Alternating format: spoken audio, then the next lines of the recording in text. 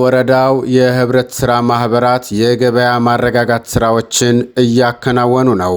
በዋግ ኽምራ ብሔረሰብ አስተዳደር ዝቋላ ወረዳ በነዳጅ ዋጋ መጨመር ምክንያት እየታየ ያለውን መሰረታዊ ፍጆታ ዕቃዎች የዋጋ ንረት ለመቋቋም የነጻነት አንድነት የገበሬዎች ህብረት ስራ ማህበርና ብርሃን ሸማቾች ማህበር የገበያ ማረጋጋት ስራዎችን በስፋት እያከናወኑ ይገኛሉ። ማህበራቱ በዋናነት ጤፍና ሌሎች መሰረታዊ ሸቀጦችን በተመጣጣኝ ዋጋ ለሸማቹ በማቅረብ በዝቅተኛና መካከለኛ ገቢ ላይ የሚገኘውን የህብረተሰብ ክፍል የኑሮ ጫና ለማቃለል የበኩላቸውን ሚና እየተጫወቱ መሆኑ ተመላክቷል። የነጻነት አንድነት የገበሬዎች ህብረት ስራ ማህበር ስራ አስኪያጅ አቶ አስማሮ ውበቱ እንደገለጹት ማህበሩ ከትርፍ ይልቅ ለማህበረሰቡ አገልግሎት መስጠት ላይ ትኩረት አድርጎ እየሰራ ይገኛል።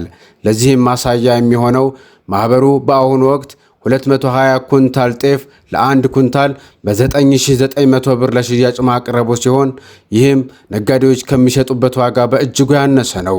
የመንግስት ሰራተኞች የገንዘብ እጥረት እንዳይገጥማቸውም ክፍያው በ2 ወር ደሞዝ እንዲፈጸም ከመስሪያ ቤቶች ጋር ቅንጅት መፍጠሩንና በቀጣይም በየሩብ ዓመቱ ጤፍና ሌሎች የሰብል ምርቶችን የማቅረብ ስራ እንደሚቀጥል አስረድተዋል። በሌላ በኩል የብርሃን ሸማቾች ማህበር ሊቀመንበር አቶ ወልደ ኪሮስ ገብሩ ማህበሩ የተቋቋመበትን ዓላማ ሲያብራሩ የመንግስት ሰራተኛውን የሸመታ ጫና መቀነስ መሆኑን ጠቅሰው በዘንድሮ ዓመት ከባለሀብቶችና ከተለያዩ የፋይናንስ ተቋማት በተገኘ ከ2.3 ሚሊዮን ብር በላይ ብድር ከ300 ኩንታል በላይ ጤፍ 4 ጊዜ መሰራጨቱን ገልጸዋል። ማህበሩ በቀጣይም የሥራ ቦታ ተረክቦ ካፒታሉን በማሳደግ ከአስተዳደር ምክር ቤቱ ጋር በመተባበር የጥራጥሬና የፋብሪካ ውጤቶችን በስፋት ለማቅረብ እየሰራ መሆኑን ጠቁመዋል።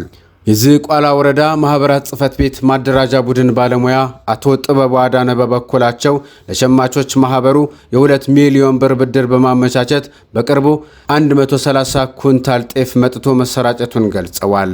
በቀጣይ ምርት በሚረክስበት ወቅት ቀድሞ ግዢ በመፈጸም አቅርቦቱን ለማጠናከርና ከአባላት ተጨማሪ ካፒታል በመሰብሰብ ተደራሽነቱን ለማስፋት እቅድ መኖሩን አስታውቀዋል።